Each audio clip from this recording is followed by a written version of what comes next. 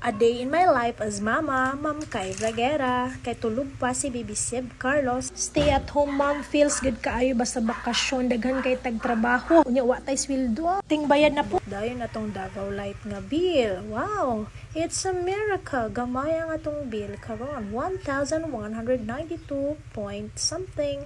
And then wala na ko ka video tungod sa kabisi. Nadaot pa ako ang tripod, wala pa ko kapalit og bago. Mao naglisod na ko og video.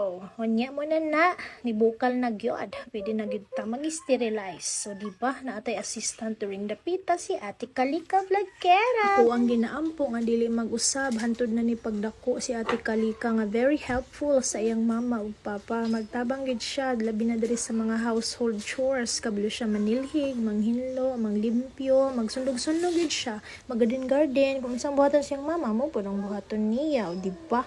Tayo ang salamin ng ating mga anak. Chares. Unya kay gigangan nagikugtan sa buhok ni Ate Kalika Vlogera. Tuwa na gyud ning higtan bisag nagkisi-kisi na siya kay sakitan lang gid daw siya maghigot og buhok. Kunya nanilhig data multitasking ta diri kay gibutang sa nato sa kuna si Baby Sib Carlos. O di ba?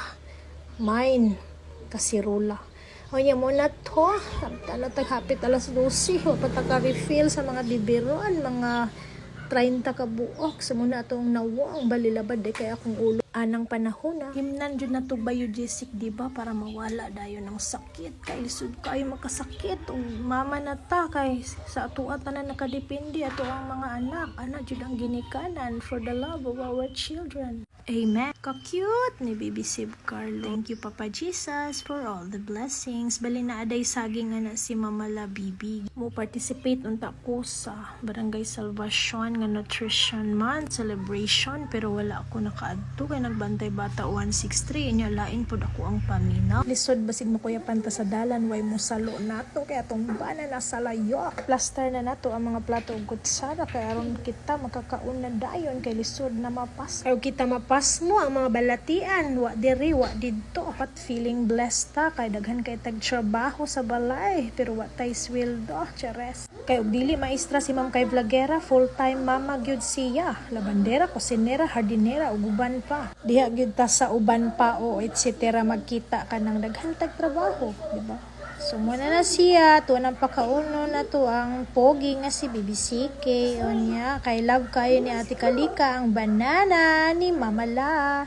O niya, mo na to, nangaon na mi, mga unta. Kay working mama man pod si Ma'am Kay Vlogera, excited pod siya nga mabanding ang iyang anak nga duha, si Baby CK ug si Ate Casey. Muna na diha o, nagpalambing na si Ate Kalika, gusto siya makaon nagdaghan nga banana. Paborito na niya ang banana. Daghan na siya paborito. Pero ang pinaka-paborito din niya kay french fries, pansit. Paborito niya ang tanan, walay dili niya paborito. Liwat siya siyang mama nga si Ma'am Kay Vlogera nga lamian tanan pagkaon, o di ba? Asa ka, basta hingaon ka ayon na si Baby CK ug si Ate Casey. Dili gyud sila lisod pa kaunon, di ba? Swerte kay si Ma'am Kay Vlogera. Pogi ug gwapa ang mga anak niya. Syempre, asa naliwat sa iyang mama ug papa. Shout out sa iyang papa. Unta na tanawan na pod nimo ni nga video para updated ka sa imo duha kaliwat. Ang pinakarason bitaw nako nga nung nag-vlog ko tungod kay gusto nako i-document ang mga ganap namo sa kinabuhi, sa akong mga anak, sa akong tibuok pamilya. Importante kaayo ni nga dili jud ni ma-delete. Diba?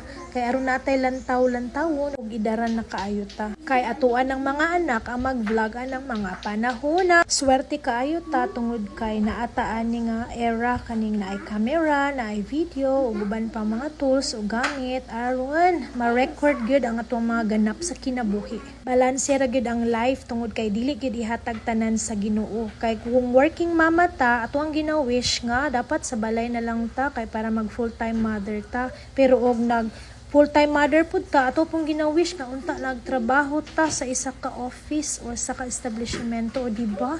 So pilion nato kung asa gyud ta nalipay, kung asa ta maka-provide sa atuang panginahanglan, lalong-lalo na sa atuang tibuok pamilya o sa atong mga anak, o di ba? Nakadepende gyud na sila sa atua kay mga gagmay pa na sila. Walay lain mo love sa imuhang mga anak kung ikaw ra gyud.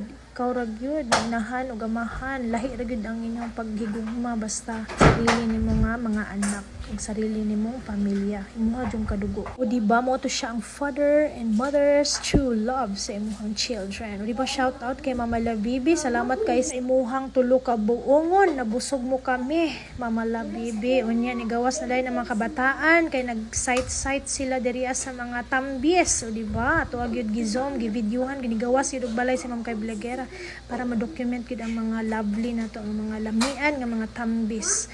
Nya nanulod na po sila diriya, wala ko kasabot, nagtuyo ko aning panahon na kay videohan lagi ang bawat event, left and right, top and bottom, and etc. Aruan, happy ta. Ako di ay si Ma'am Kay Vlogera, ako gihapon ang videographer sa ako ang mga video, ako ang editor, ako tanan, di ba dili lalim, maging inspiring vlogger o content creator. Mommy vlogger, Ma'am Kay Vlogera, o diba? Lipay kayo si Sib Carlos diha, tungod kay nana siya kadula ang iyang mga igagaw o parente o mga silingan. Bali 7 minutes da ini nga video, medyo taas-taas pyud nga mag voice over, lisod mag voice over. Oy, mahutdan gyud ka sa imong istorya ba? Unya niabot na dayon si Tisoy Marvin, nagpag-grocery ko sa iyahaw ka ng mga panginahanglanon kay wala din na na-appeal, kay wala na ko kadalag listahan kay paniadto ko Gaysano Mall of Tagum City. So nga na siya mga necessities sa kusina, sa household, di ba? Dili pwede walay diaper, saon na lang dili masala ang ihi. O, all for children's love, o di ba? Naagid diha si Sib Carlos ug si Ate Casey, o nya gikapoy na gid sila og dula kay daghan sila kadula kanang adlaw. Mo na nag-video si Ma'am Kay Vlogera tungod kay stay at home mom feels kaayo basta wala lagi klase, walay duty sa eskwelahan. Diba? Cute kaayo si Ate Casey ug si Baby CK. So, mamiss yun na ako ni siya puhon ng mga moments ug managko na sila. Nang ako ra bitaw ang gwapa sa ilang panan. Oh, Charis, kakilig. Uy, kanang ikaw ra gyud gwapa sa ilang panan. Oh, bisag kinsa pa nang mubantay. Ang mama gyud ang pangitaon. Ikaw ra. We love you, Casey and CK. Ako ra ni Bao. Salamat sa pagtanaw.